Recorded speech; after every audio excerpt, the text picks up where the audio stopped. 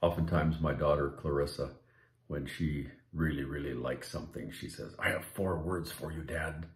Shut the front door." That's her way of expressing her pleasure at something. Well, I have 3 words for us today.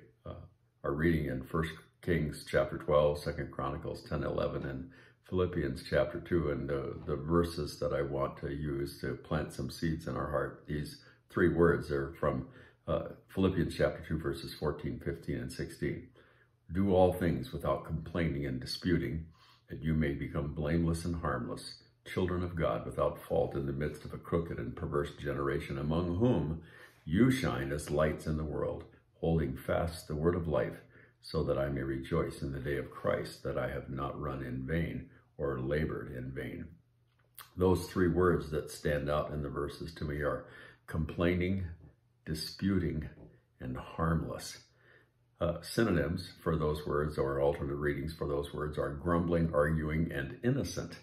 Of those, innocent is perhaps the least maybe understood. Complaining and disputing are made pretty clear by the synonyms, but innocent, well, that's a little bit different.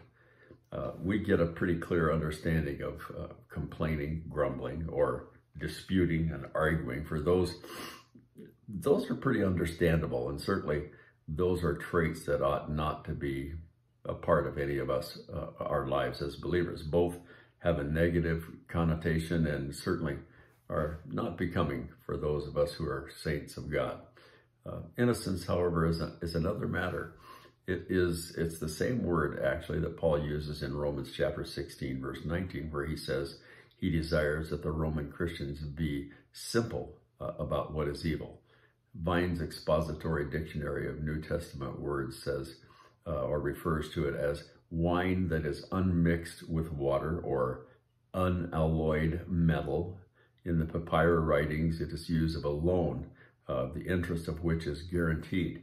It has no harmfulness in him. A person who has no harmfulness in him has no guile, so as to mean no foreign mixture or no folds.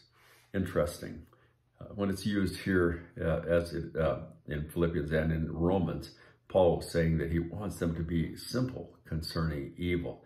And I take that to mean, in light of all the other synonyms, that Paul's desire for them was to be simple or innocent when it comes to evil. Simple or innocent by way of use. That his desire for them would be that they would be more childlike in their faith. Simple, not complicated, not mixing, not all those kinds of things.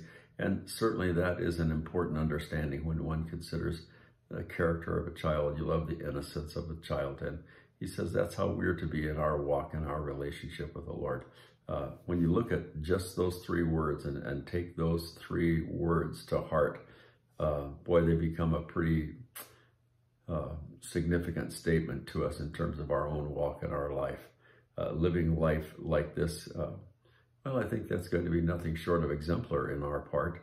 And since Paul is in context speaking of Christ's life and having us live that same way or have that same kind of mindset, well, there's plenty there for us to aspire to.